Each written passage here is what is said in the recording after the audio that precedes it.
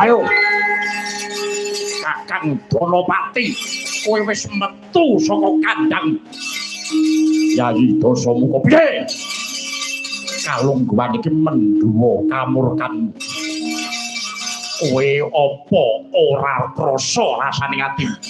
Kalamun to kowe wis ngentekke wadyabala saka negara Lokapala. Apa kurang trima rasane atimu nggon jejuwing marang atine kakangmu ing negara Lokapala? Bro, aidem. Kowe kuwi Nalendra sing imbas ibis. Nalendra sing ingkang-ingih parandene negara. Tak jaluk kok arep mbok ulungke iki janjane iki Nalendra sing kepiye? Apa kowe wedi yen to kudu tanding tiyasa karo Prabu Dasamuka? Rahwana-raja. Anggonku kaya mangken iki sejatine ngeman marang rasamu. Aku ora butuh jeman. Dasamuka ora butuh jeman. Yen to kowe tetep guguk nguthul waton mara gaging maju. Aku yen urung iso mateni dapurmu urung lila rasane atiku. Nggonku bakal males patine Kanjeng Rama Prabu Begawan Misrawa.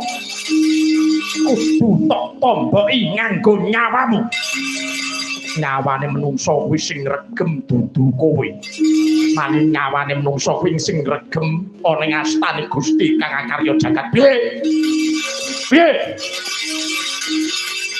Kowe kandha yen to nyawamu sing ngasta Gusti kang akarya jagat ora usah gawa-gawa jenenge Gusti.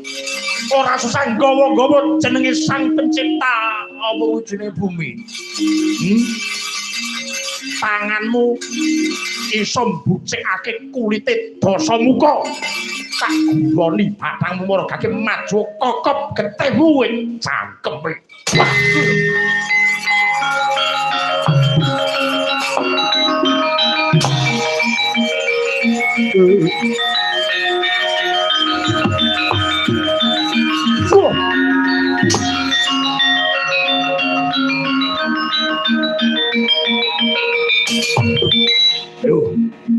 Seneng kowe. Seneng piye? Seneng bisa tanding jasa araku. Mara gage maju ilang nyawamu. Hoi.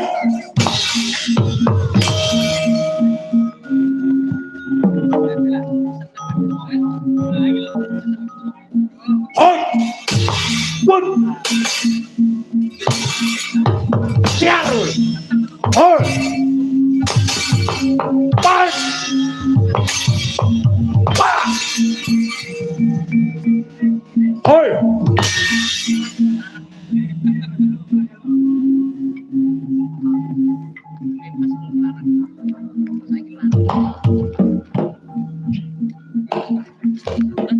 Hoi. Pas. Ayo. Hoi. Pas. Pas. Oh, hoi.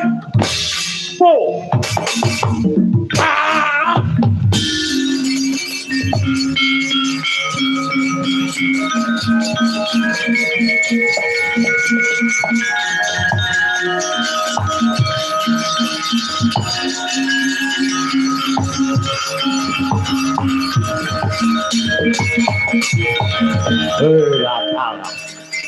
Kalungguhan iki kowe ora kena digawe becik pedang mentol tacana banget.